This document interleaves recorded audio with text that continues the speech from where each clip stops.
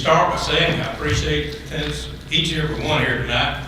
I don't know where everybody's at. We did not tell them I was preaching to the last minute. So that's not the call. So hopefully they'll get better and be back soon. You know, I always try to say when I present a lesson that if I say anything contrary to God's word, I would appreciate it if you'd point it out to me so that I might can change and be pleasing to Him. I want to thank David for leading those songs tonight. He sent me a text that says, "Can you tell me what the topic's about tonight?" And I sent it back, and this is what he's seen on the text. It says, "Not my job." Then I said, I better be a little clearer to him about that, about what it is. And so that's what I want to talk about tonight, people that hold view that things are not their job, and I don't have the microphone.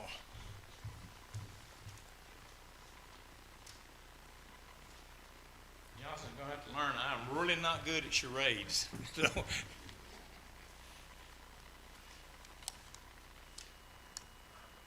okay, hopefully that's got that. So I was thinking about what to talk about tonight, and so it come up with the thought about it's not my job. And I thought about that. I had a young man at work come to me one time, and I gave him a specific thing to do, and he looked at me and said, that's not my job. I said, then tell me what is your job? And he says, I'm not sure. I said, then how do you know it's not your job? And he said, well, to be honest with you, I just didn't want to do it. And that's what it amounted to. So a lot of times you hear the thought or the people will say, you know, that's not my job, and they really don't. It's not that they don't know what their job is. It's just, man, let somebody else do that. You know, that's not for me. And so tonight, that's what we're going to look at, some things about it's not my job. First, we have to ask, what is a job? You know, if somebody asks you to do something, you always ask them, say, well, now what exactly do you want me to do? Because I've done a lot of things and it not be right, and I go back and the guy said, that's not what I asked for. And I said, what? That's what I understood you wanted. He said, no, that's not what I want. So we need to know exactly what our job is. And I think about that as us as Christians, God gives us tasks, and I'm going to use them tasks. To me, that's going to be jobs tonight. So just bear with me if I mislead you in any way. So if God's going to give me tasks to do, then I need to know what those tasks are. Once we know what the job is, then we can decide whose job is it. If God says something specifically to me through His Word, then I know that's a job I've got to do. He's got jobs for each of us in His kingdom. So we need to find out what my job is or our job is in that kingdom and act upon it. Do what He wants us to do. Then we ask ourselves, can I do that job? You know, look at what's required of me to being a child of God. And I thought, man, can I do that? When I went to the classes with Brother Ward, and he sat down and told me what I needed to do to be a child of God, and I thought, can I do all that? And I thought, you know, I believe I can. And I was confident that I could do that until Brother Roper said one night, said, I want you to give a lesson next week. Then I'm thinking, can I do that job? And I thought, well, I can if I put my mind to it. So we must ask, do I want to do that job? Boy, I was nervous as a cat about that job. And I thought, you know, what if I get up there and I mess up? And I'm sure I have messed up a lot in my life, but you know, as bad as that may have seemed, or as terrible a job as I thought I did, there was not one member here that didn't come up to me and said, you did a good job. Appreciate what you're doing. So I can't just rely on, you know, me being scared, making it not my job. What do I get from doing that job? You know, somebody hires you to do a job, your first question is going to be, what do I get for this? I went and interviewed for a job 50 years ago with a company. It was a parts company. And the guy says, I said, what does the job entail? He said, I want you to straighten out all these parts, put them in the bins where they go. I said, and how much does it pay? He says, I want you to take your time, make sure you get all these right according to what car or truck they go on so we get them in the right bins. I said, and how much does it pay? He said, there's going to be some overtime. There's going to be some Saturdays involved. And I said, and how much does it pay? And he said, if that's all you're interested in, then this job is not for you. And so I left. I couldn't figure what was in it for me for doing all the things. Well, I look at as my job as a Christian or the task I do, what's in it for me is a place with God in heaven. That's what I get out of doing that job. Then do I get to choose if I want that job or not? Well, you can. God give us a free mind. God said you can either follow me or not follow me. That's your choice. And we see the children of Israel over time, that choice had been presented to them, and they chose the wrong way. You know, somebody asked me one time about somebody that said, do you have to do that? And I thought, I don't have to do anything. But I choose to do things. Somebody asked me one time, so why do you have to go to church every Sunday? I said, don't have to. Well, when do you not have to go? I said, every Sunday. He said, well, what's the deal? I said, it's not that I choose not to do that. It's choose because I want to. I don't have to do anything. God lets me choose what I want to do and be pleasing to Him. There's some Bible examples I want us to look at a little bit tonight for a couple of seconds here. And how they handled different tasks they had. And these examples are things that people were asked to do and the path that they chose to take.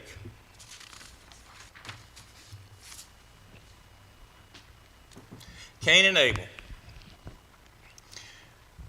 They were to give an offering to God.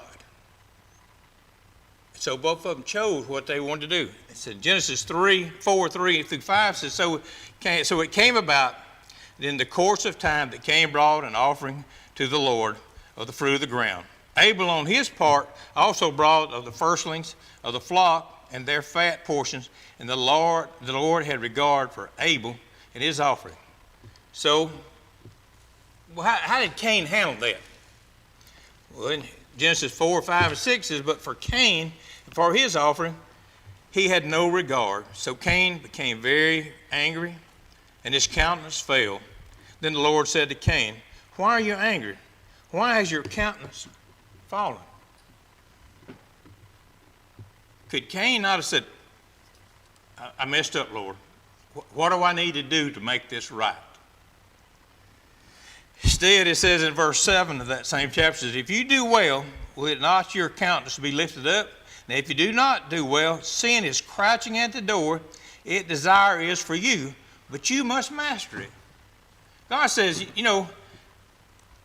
we have the ability, we have the opportunity to say, no, I'm not going to do that.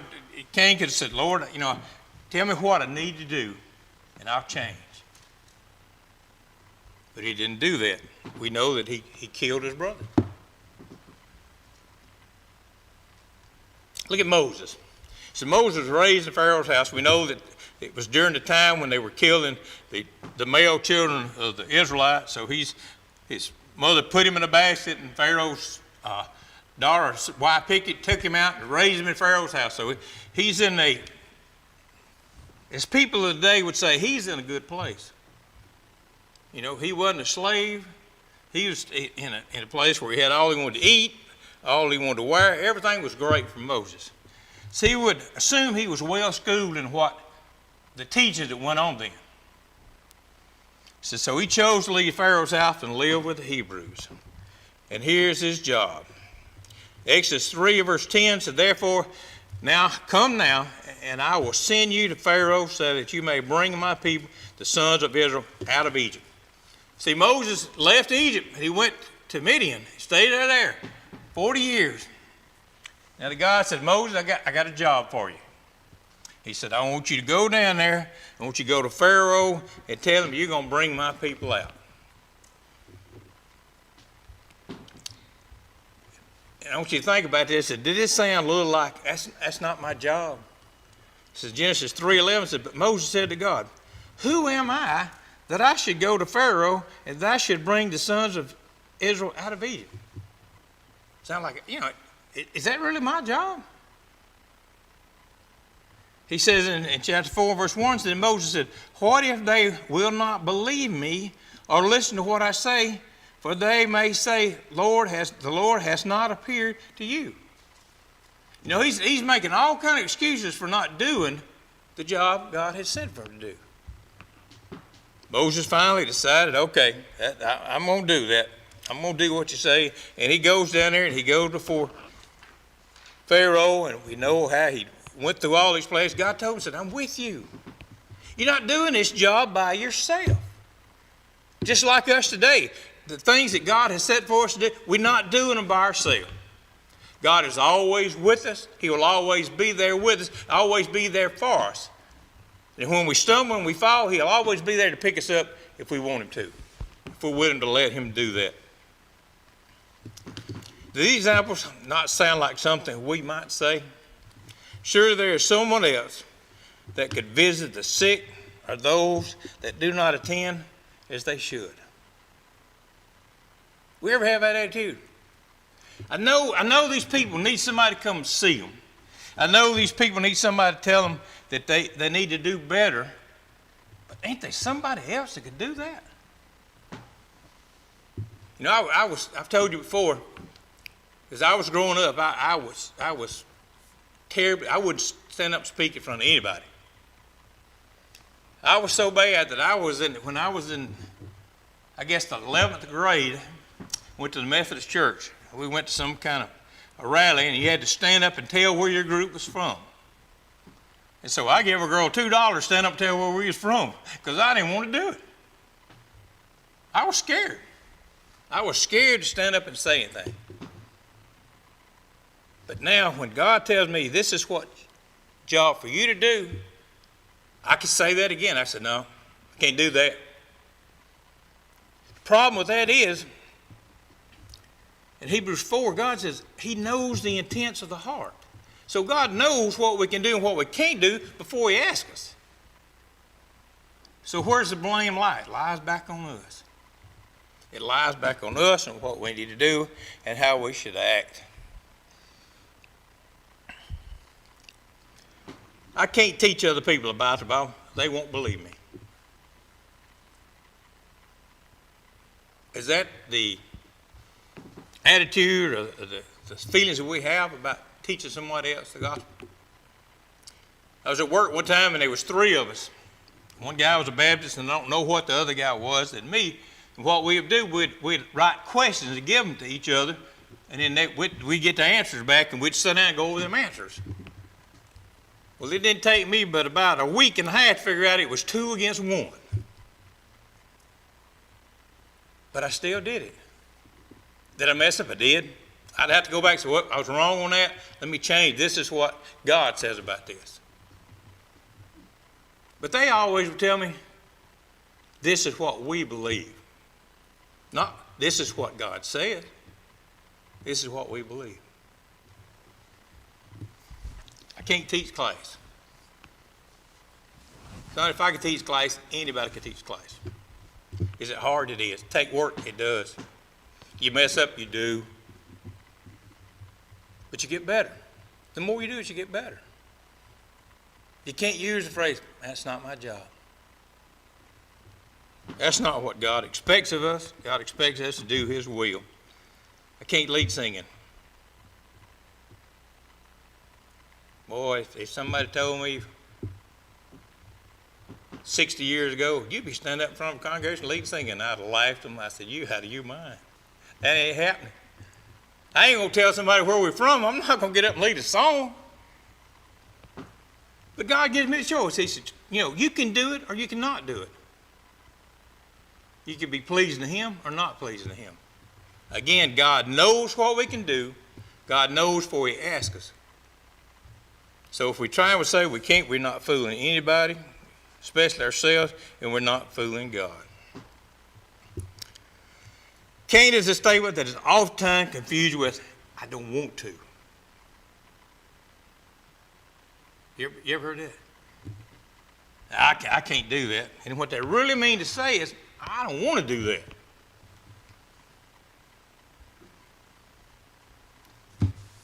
Mama told me one time, so you need to try his liver. I said, I can't do that. I didn't want to do that. I'm not eating liver. But there's nothing that God has asked me to do that I can't do. I may not do it well. I might not do it as well as other people do it, but I can try. You know, I can't say, God, man, that's just not my job. That's not for me. No, can't do that. God knows what he expects of us and knows what we can do.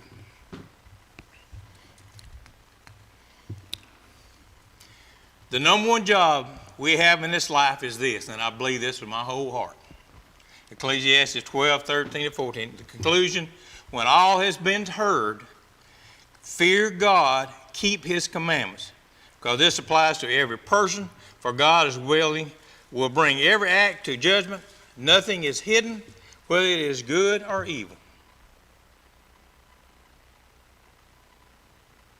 There's not a moment in a day that this does not apply to us. There's nothing we can do at home, nothing in our job, in our schools, that this don't apply to. This is my job, is to fear God and keep his commandments. That's what God expects of me. That's what I've got to do to be pleasing to him. There are a lot of tasks or jobs, as I call them, that I believe are required of us becoming Christians. The difference between these jobs and our secular jobs is that we don't quit after the shift is over with. You know, I worked 8-hour shifts at the plant. After 8 hours, I come on, I try my best to forget about that place, but you can't. You think about it all the time. But with God, we never clock out. But first, we got to clock in. You got to start that work. You got to start doing what God expects of us to be pleasing to him. God tells us to study to show ourselves approved. 2 Timothy 2:15. Be diligent to present yourself approved of God as a workman who does not need to be ashamed, accurately handling the word of truth. So if God gives me the job of knowing how to talk to somebody, knowing what to tell somebody to be saved, then I got to know what it says. Well, some might say, well, you know, we pay a preacher to do that. That's his job. No, it ain't his job, it's my job. It's all of us' job when it comes to spreading the gospel of Christ. That's not a job you can pass off to somebody else. Can they do it better? Probably can. Can they be more effective? Probably can. Does that eliminate me from having to do it? No, it don't. It tells us to sing, to teach, and admonish one another. Colossians 2:16 says, let the word of Christ richly dwell within you with all wisdom, teaching and admonishing one another with psalms, hymns, and spiritual songs, singing with thankfulness in your hearts to God. God says he wants me to teach. He wants me to admonish one another. And he wants me to do it with psalms and hymns and spiritual songs. Is there anything in there we can't do? Is there anything in there that we don't want to do? I think we have to do all God commands us to be pleasing to him. Then let us go straight to the heart of the matter. Is it my job or is it not my job? If it isn't my job, then what is my job? And when we were born, we were given a job of being either a man or a woman, and that job never changes. You know, he's thinking, as simple as that is, how can it be so confusing? When we're born, God has decided you're born to male or you're born to female. It's not like 10 years later I'm going to change jobs. I think I'll be a girl.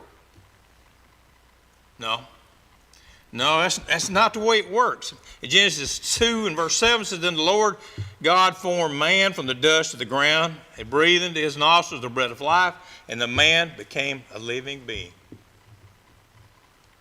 Genesis 2 and verse 22, the Lord fashioned into woman the rib which he had taken from the man and brought her to the man.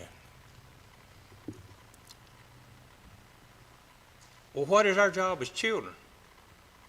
Even children have jobs. It says, Ephesians 6 and 1 through 3, said, obey your parents of the Lord, for this is right.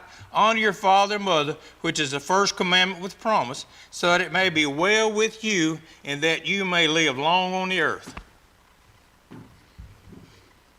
That last part right there, that it may be well with you and that you may live long on the earth. You know, looking at that from a distance, I can remember if I didn't, I knew I wouldn't live on earth because my daddy would have killed me. Or my mom would have beat me to death. So you got to do what God expects so that it may be well with you and that you may live long on the earth. Is it hard sometimes? You know, when I grew up, I thought, for a while, especially when I got in junior high school, I thought I lived in a prison. Because you couldn't do nothing. Everything you thought was good and fun, they'd say no. And I didn't really know, or I couldn't comprehend what they was doing or what they was saying or understand it till I had kids of my own. And then it made all the sense in the world. I thought, man, I need to go back and apologize. They was right. But that was their job. Their job was to raise me up and do what's right, and I was to honor them. Choosing a mate. Here's the first thing for a man. And I don't laugh at this, but it must be a woman. People say, what do you mean by that? I said, well, you know, I see two men walking holding hands all the time. That's not what God says. God made man and woman so the two could be one. So you got to be a woman if you're going a man choosing a mate. You need someone who is a helpmeet. What is that? Somebody's going to help you. Something's going to help you get through life and handle things. Someone who loves God. If you don't think that ain't a big deal, let me tell you, it is. Didn't know that. When I was in high school, I was dating a girl, and I thought this is it. It's going to be great. And the Lord blessed me, and it didn't. It didn't happen. And then when I learned what a Christian was and how they're supposed to act, it made sense. You got to find somebody that loves God. Don't fight against. Some of you don't want to marry somebody that you got to fight against constantly about obeying God. Well, it's easy for two of you to paddle a boat upstream. It is one paddling one way and the other paddling another. Someone to help you get to heaven. That's the big thing. You know, getting to heaven to me, I think it's hard. I think God is really precise in what he expects of us as his children. He said, this is what you need to do. This is how you need to act. When he says entering in at the narrow gate, to me that's restrictions. God says, this is the people I want that can go do what I tell them to do and act the way that I want them to. So when you're hunting a mate, find someone that's going to help you get to heaven. Someone who will take care of the home and the children. And for the woman, must be a man. Someone who loves God, someone who will provide for the family, someone who will help you get to heaven. You know, you really need to think about this. I can remember when I grew up, I didn't have nothing. We were 5 kids, and we was poor. I'll just be honest with you. Didn't have much. And so when I got married, I got a job, I thought, I got money, I'll get what I want. And then I had a woman tell me, said, no, you won't. We got a family to raise. So that was my level head. I chose a mate that would keep me grounded and firm in what my job was. My job was to provide for the family. My job was to help her get to heaven. My job was to help raise our children so they want to go to heaven. That was my job. And I wanted to do the best I could at doing that. Let me get caught up here on my notes. You know, you think about these jobs, and like I said, I remember when Robin had knee surgery, and for about a month there, she couldn't do anything. So I done her job. I don't want that job. That job is not for me. I can't handle that. I'm just not good at it. And I think, well, God knew what he was doing. When he said, this is what the woman does, this is what the man does. We just need to be mindful of that. What if some of the people in the Bible said, this is not my job, I'm not going to do that? Think about that. What if Noah said, I'm not building the ark, Lord. It ain't rained. We ain't seen no rain. I'm not. Where would we be? What if Moses said, I'm not going to lead these people out of Egypt?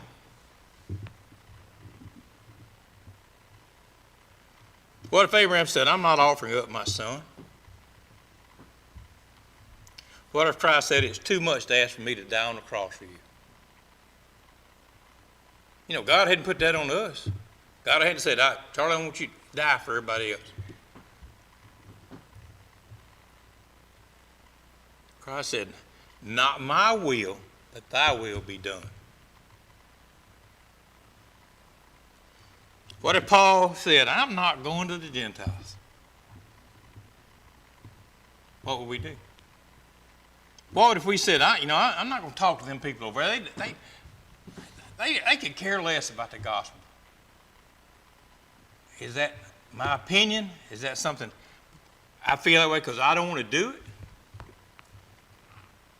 God said he was not willing that any should perish. My job is to try to see that that happens, that I try to teach as many folks as I can, tell as many people I can about the Lord. What if we all said, we're not going to do this anymore? What if David said, I'm not leading singing anymore? Jeannie said, I ain't going to preach anymore. Rand said, I ain't leading singing anymore. What do we do? Would this make the Lord's work stop? Would that be the end of it? Would we just go away? Look at Esther 4, 13, 14, then Mordecai. Remember, they just put out a proclamation about they were going to kill all the Jews. Haman wanted that done, and he agreed to it. Mordecai goes to Esther and said, look, you got to go in and talk to the king.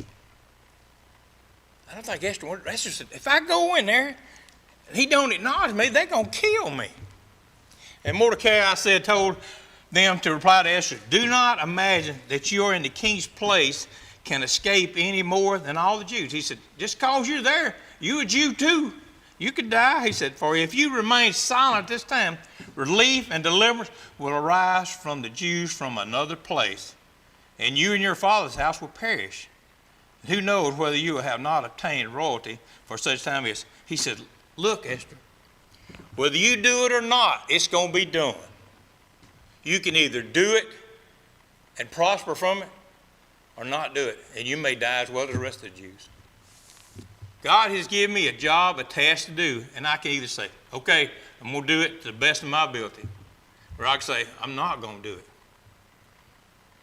And then when the time comes, when God says, depart from me, ye that work of iniquity, I can't say, wait a minute, let's talk about this. It's going to be too late. God's work, his task, will always be done.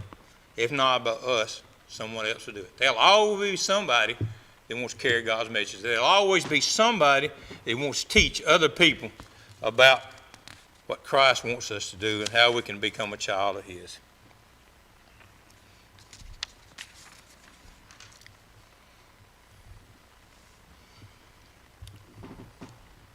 So again, what is our job?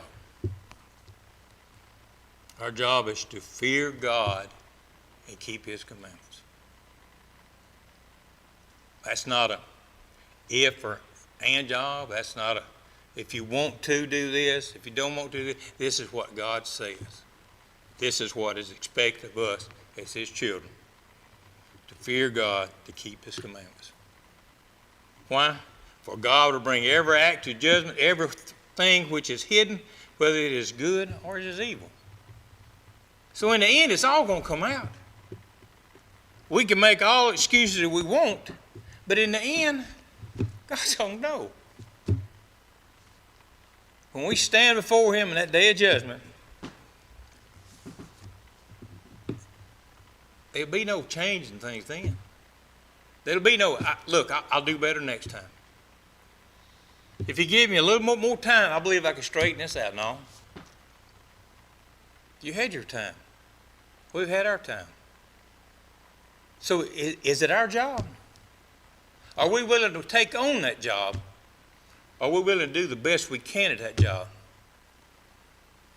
Daddy always told me, he said, if a man pays you to do a job, give him his money's worth. God sent his son to die on the cross for my sins, and I can't follow him?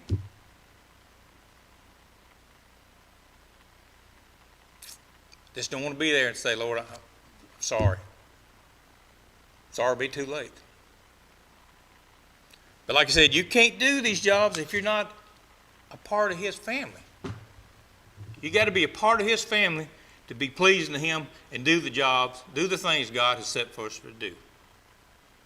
And if you're a part of the family and you've not been doing them, this would be the perfect time to change. This would be the perfect time to say, wait a minute, I was wrong. Let me straighten this out right now. Do you want to be a child of God? Do you want to be pleasing to him? If you do, won't you come while we're standing?